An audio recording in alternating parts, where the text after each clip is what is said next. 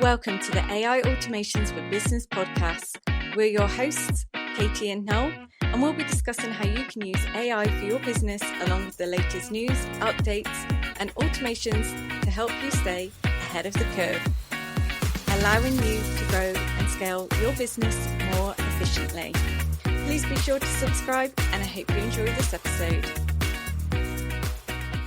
Hello, welcome back to another episode. Hey, hello, I'm Katie, and as always, we've got Noel here. Hey, Noel. Hello. How are you doing this week? Well, I am splendid. Splendid. Yeah, splendid. Okay. It's a nice short week here in the UK. Yeah. As of recording, this is the end of August. So, yes, we've just enjoyed a lovely long bank holiday weekend. Yeah. So this week, Noel, we are talking all things email marketing. Yeah, exciting stuff. Do you know, I'm actually really excited for this one. I know. That's what you're good at. This is your forte. But we've come together to talk about email marketing and AI and also automations. So bringing both of what we are good at together. Yeah. Okay. So I feel like we should start maybe by saying, like, why do people still want to do marketing in 2025? And for me, I think it's still really important to have people on your list, and not just because, you know, we don't own our social media platforms or our YouTube channels. That, you know, that is obviously correct, but also it is a way of being able to connect with your audience and also make sure that people are seeing your, you know, what you want them to see. So they're able to hear about your offers or your promotions. Maybe, you know, it's about your meetup, your events, whatever it is that you want people to see, they will still see with email marketing, because as we know, not everyone sees everything on social media. People are not waiting, unfortunately, for our next social media post to go live. I mean, that would be lovely, wouldn't it? Oh, yeah. There's sometimes I hit post and it's like, hello, anyone there? And it's like, yeah. But yeah, well, at least with an email, you know it's getting to them, don't you? And getting to the right people. And we're going to talk a bit later on in this podcast episode about actually like how you can increase those open rates, because just because you've sent someone an email, just because they are on your list, doesn't mean that they are actually going to open your email and to actually read it. I mean, we all receive hundreds of emails, probably, you know, on a daily basis. And sometimes, you know, we get overwhelmed and we just think, do you know what, I'm just going to delete all of those. You know, sometimes it's not even delivered to people. People can be away, or they just think, oh, I'll read that one later when I'm not rushing around, you know, I've got some time, and then they forget. We will talk about that in a bit, but I feel like let's talk about, you know, why we want to email people, and obviously ensuring that the email actually is worthwhile to send, and how we can make it easier, I guess, for ourselves. Because I know, like, when I work with a lot of my marketing clients, they're like, I don't know what to say, or I feel like it takes up a lot of time. So, you know, I'm going to be sharing some of the things you can do to make it easier for yourself, but as well, I feel like, Noel, do you want to start with like ensuring that your content, your email content actually sounds like you? Yes, well, that's very important. Obviously, yeah, we've mentioned that quite a few times, haven't we, on this podcast in earlier episodes?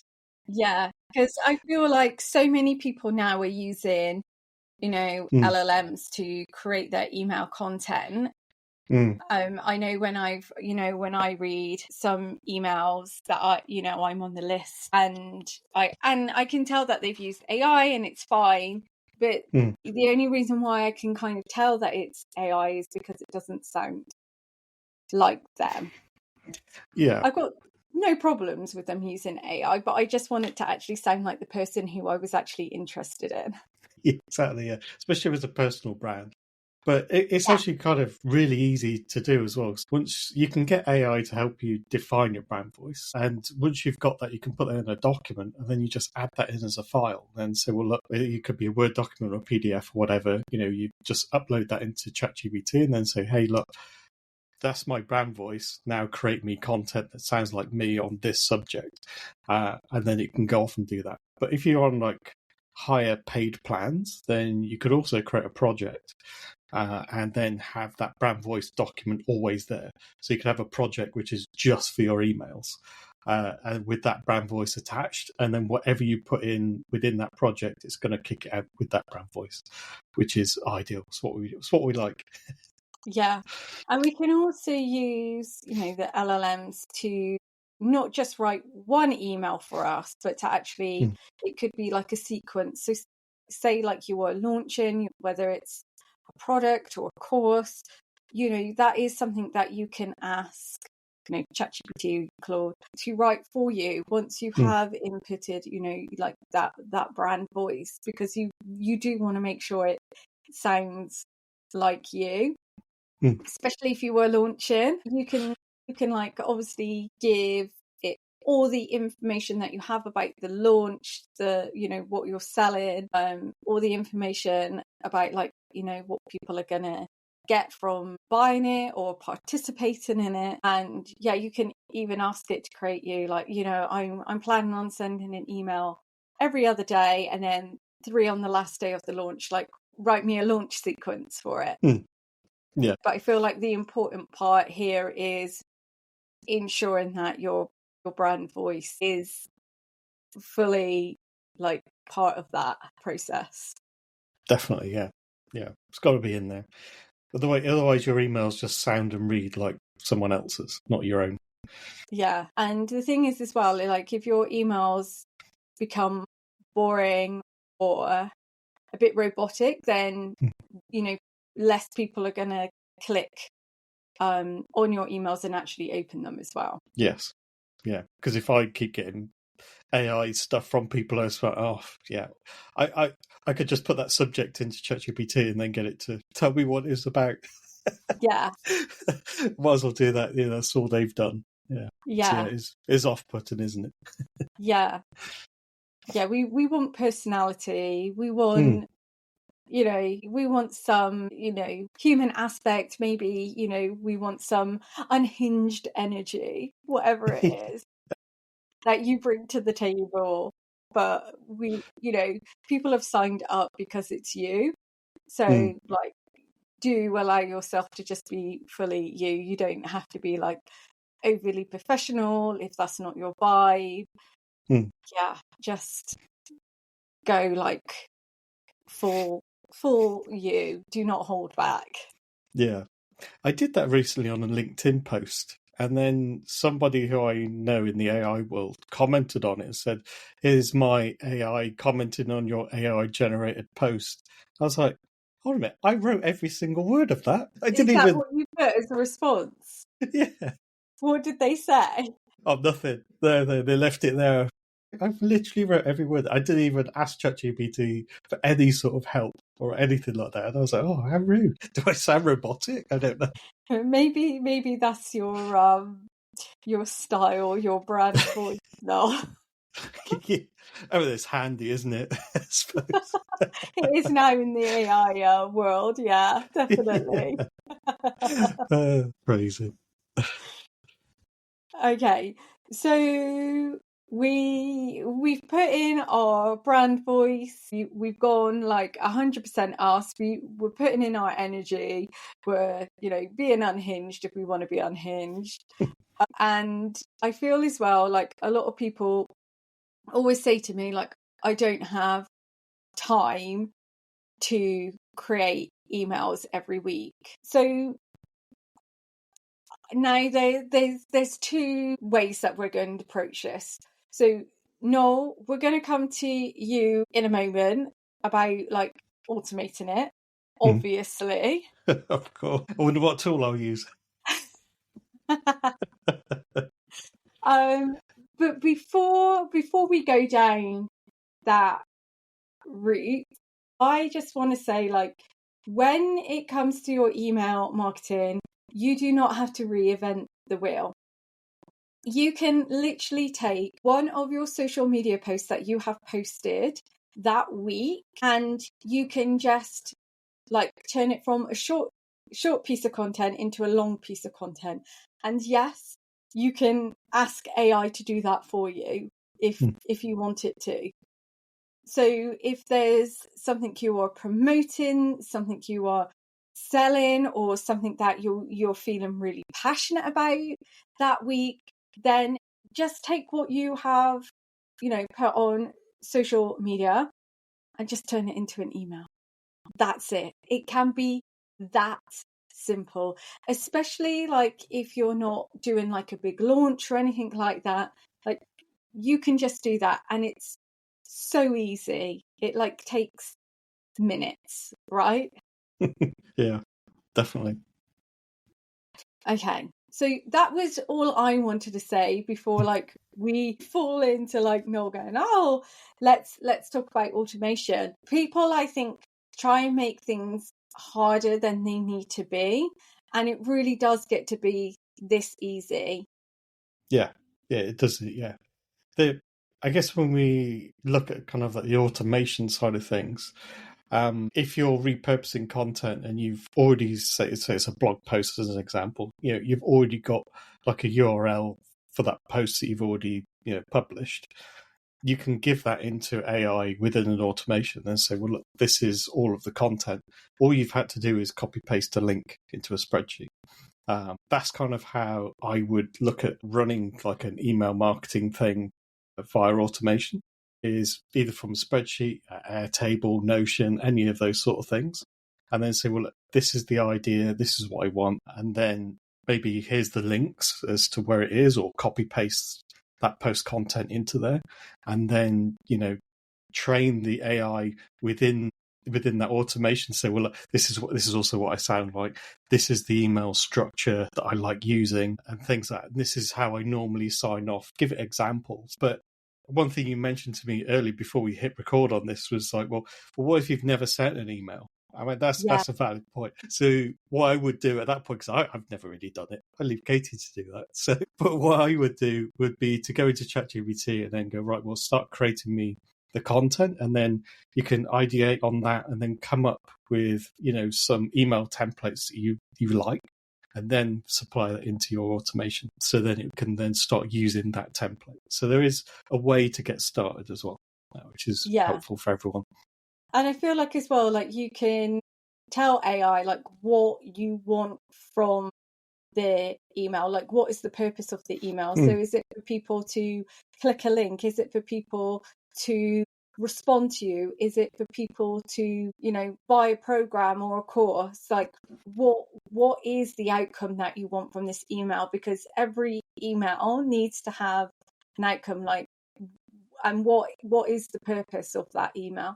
So I feel like as well, if you can load that into AI as well, that will help when it comes to like making sure you are like putting I don't want to say putting out the right content, but relevant content for your audience and for the goals that you have within your business. Yeah. I think it's also important to understand the output and the format. So if within your automation you could send that email back into your Notion, Airtable, spreadsheet, whatever, it could go back in there, or you could then link it into the platform that you currently use. So that could be, I don't know, MailChimp as an example. You could be creating like a draft email in that account ready to go. But it's understanding the format that it likes it. So is it going to want that in like a HTML format? So when you create your content within the automation, you need to kind of give it the examples in the format that it needs to send it into that platform. So if it's HTML, so you then get buttons in the right colors and backgrounds, same colors and all that sort of good stuff. Give it all that code and it will go off and do it all for you, which is really, really helpful. But yeah, the other way would be to get it back in your spreadsheet and then you copy paste it. Yeah. If that's what you like to do. Yeah. Either's fine. Yes. Okay. So what we can do then is we can, once we know what we want to send, maybe like if you have got a launch or something that you can actually plan your content in advance for your email marketing, obviously then we can automate all of it and schedule it so actually it's kind of done and dusted, and like you can almost like set and forget it sort of thing. I like the sounds of that. Yeah. It's my kind of work. Yeah. Awesome. That's something that I like to do with like my email marketing. Sometimes I feel like it uses up too much brain space. And actually, if I write my emails for the month and then they get scheduled, I use Flowdesk, they get scheduled, and then I haven't then got to think of that task then until say maybe 3 weeks later, when then like I might then repeat that task. And I find that's really helpful. Yeah it's easier to look at it that way, isn't it? Because you think, well, I could either spend an hour a week or just an hour of one day a month, just to get it all out of the way in one go. Because for me, if I sit down to write one email a week, that's going to take me an hour just to get in the right space, thinking about it, and then create it. Whereas, if I know I've got to do it for a month, then if I was doing it manually, obviously, and I just get it all done really quick. Yeah, and obviously, if if you are writing it like say at the start of the month for the rest of the month, it's not like you can't then go in and change it. You can be like, oh, actually, this has changed, or I want to edit it. You can go in and do that, but those are things that take like minutes rather than like an hour. Yeah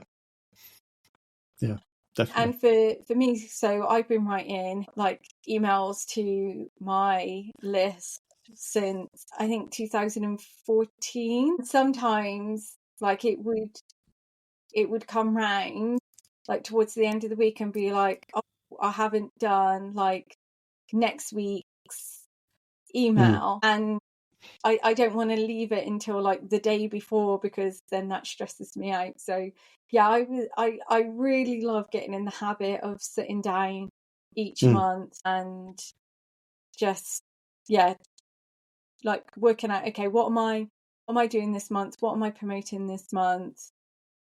Or what am I selling this month? And just writing them all out. Yeah, makes all sense. Yeah, and kind of getting that flow. Or you can ask AI to write it for you. Say, this is, this is my plan for the month. I need, an email every single week for this, and this. And you can give it all the information. This is what I'm selling, or this is what I'm promoting, or this is a podcast episode that I'm going to be featured on. And yeah, done and dusted. Nice and easy. Yeah, nice and easy. But something that I do really want to talk about, and something that I find makes a massive difference to your email. So you've done all of this hard work for your email marketing. You've created all of this amazing content. You've made your emails look really nice. Maybe you've created graphics for it or added photos. Do you know what I mean? You've spent a lot of time on this. So we want to give it the best chance we possibly can. And I don't think people realise how important an email subject line is. Yeah, definitely. There's some email subjects I read and it's like, no, that's just not going to bother. Yeah. We don't want that for our emails. Yeah, delete. No. Yeah. So I always say, like, write the content of your email first, and the last thing is creating that email subject line, because it will be so much easier to create the subject line once you know, like, the full context of the email that you are sending. I actually Yeah. do this as well, like if I'm just sending off an email to someone as well, like not even on my list, like just someone like one-to-one, I always write the email first and then I write the subject line. I just find it so much easier. Yeah, definitely. I do the same. Do you? I do, yeah. Yeah. Sometimes I get it first time and I think, yeah, that's a good subject line. And then other times I'm like, I don't really know where I'm going to take this email. Yeah. I need to write it first and then figure it out. Yeah. So your email subject line as well can also be a make or break as to whether it gets delivered in someone's inbox or whether it goes in someone's junk box as well.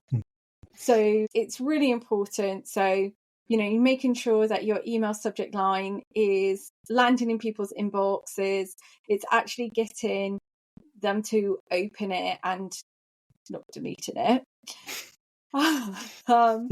So what we want to be doing is making like email subject lines like why would someone want to open this? It's like, what's in it for them? And I always find like curiosity works really well, because people like, oh, what's that? I want to find out more. If you're kind of like giving away like the whole email in that subject line, people are like, well, I don't need to like open it. And also there are actually things as well that make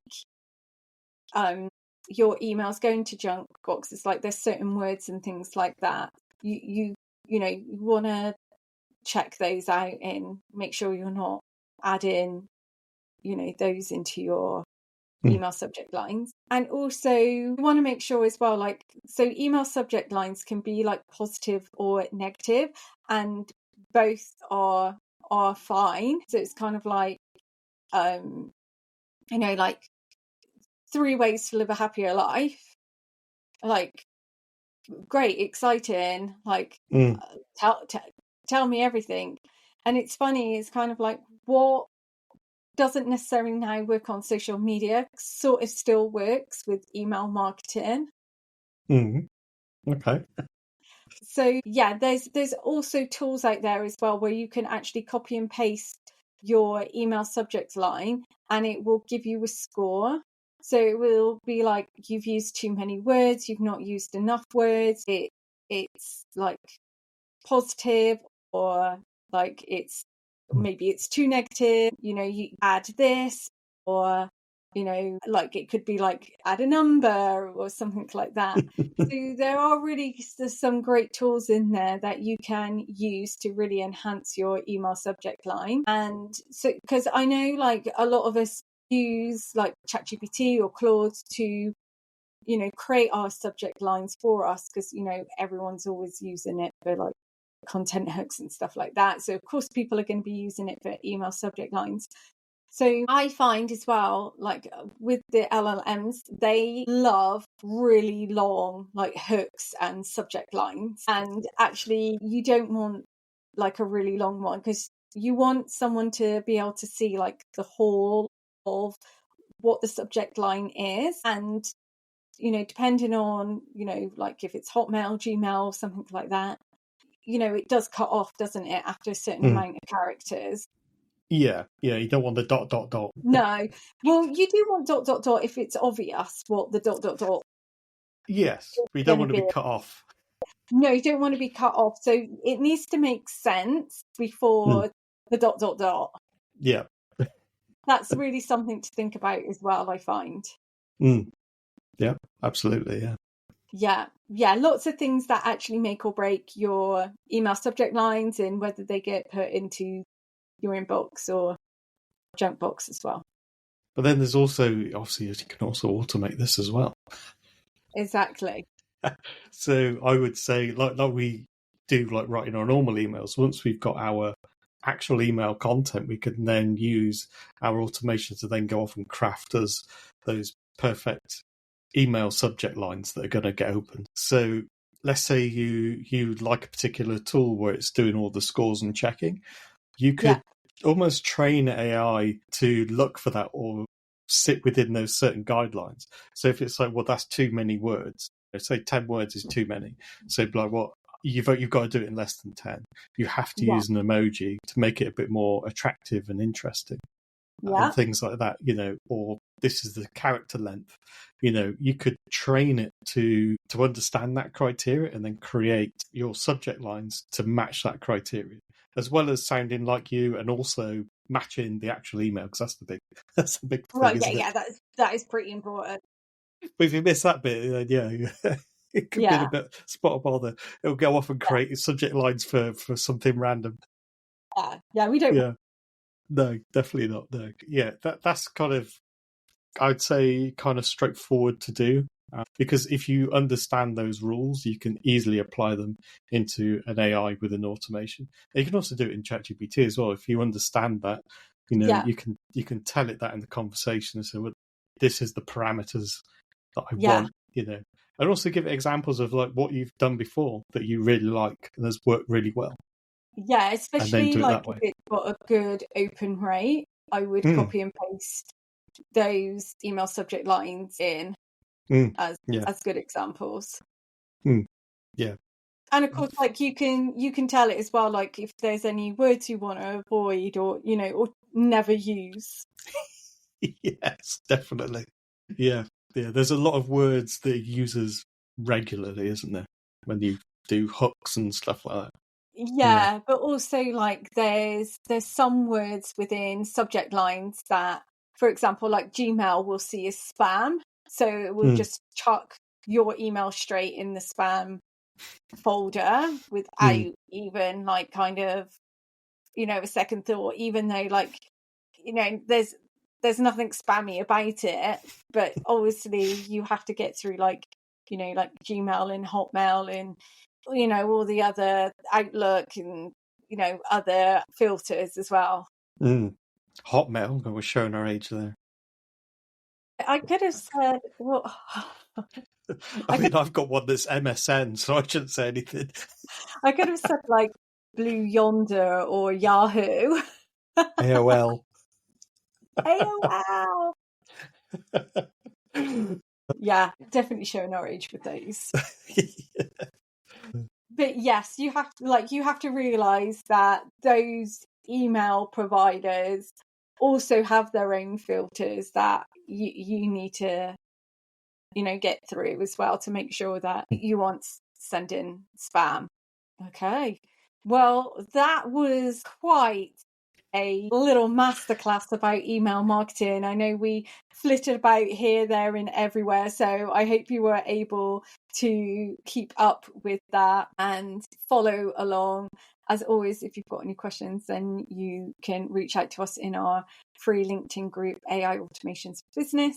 And of course, if you are in our community, our membership over on the School platform, then you can ask away and we will answer your questions in detail and we can help you with anything that's email marketing related, whether it's automating, helping you with email subject lines, and also, maybe setting up some of those parameters within like ChatGPT to ensure that you are always creating 10 out of 10 email subject lines.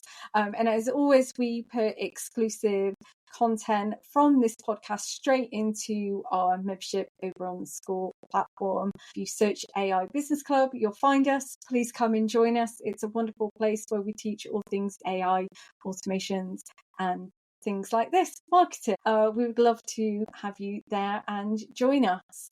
But for now, we will catch you next time for another episode very soon.